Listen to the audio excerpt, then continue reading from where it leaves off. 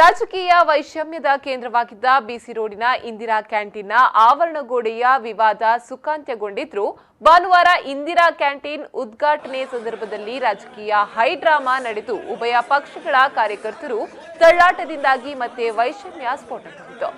ಜಿಲ್ಲಾ ಉಸ್ತುವಾರಿ ಸಚಿವ ಯುಟಿ ಖಾದರ್ ಅವರು, ಶಾಸಕ ರಾಜೇಶ್ ನಾಯ್ಕ್, ಸಂಸದ ನಳಿನ್ ಕುಮಾರ್ ಕಟೀಲ್, ಮಾಜಿ ಸಚಿವ ಬಿ ರಮಾನಾಥ್ ರೈ ಅವರ ಸಮ್ಮುಖದಲ್ಲಿ ಕ್ಯಾಂಟೀನ್ನ ಉದ್ಘಾಟನೆ ನೆರವೇರಿಸಿದ್ರು.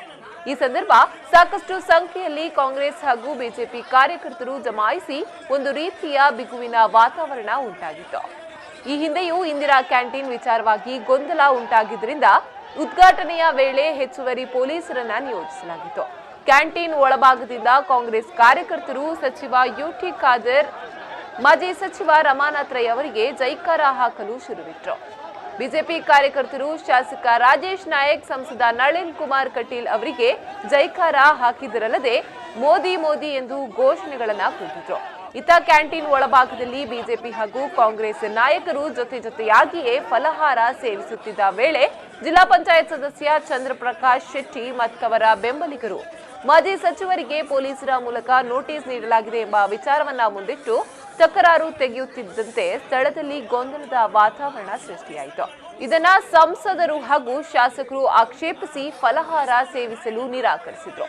ಸ್ಥಳದಲ್ಲಿದ್ದ ಸಚಿವರು, ಮಾಜಿ ಸಚಿವರು ಸಮಾಧಾನ ಪಡಿಸಲು ಮುಂದಾದರೂ ಕೂಡ ಕಾಂಗ್ರೆಸ್ ಕಾರ್ಯಕರ್ತರು ಸಮಾಧಾನಗೊಂಡಿರಲಿಲ್ಲ. ಕ್ಯಾಂಟೀನ್ ಒಳಭಾಗದಲ್ಲಿ ಗದ್ದಲ ಉಂಟಾಗಿತ್ತು.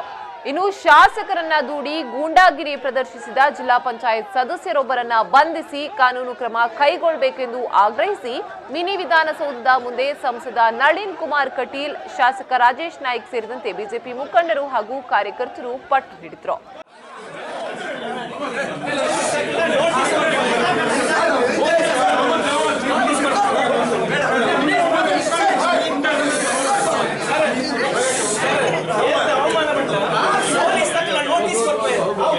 ಬರಬಲ್ಲಿ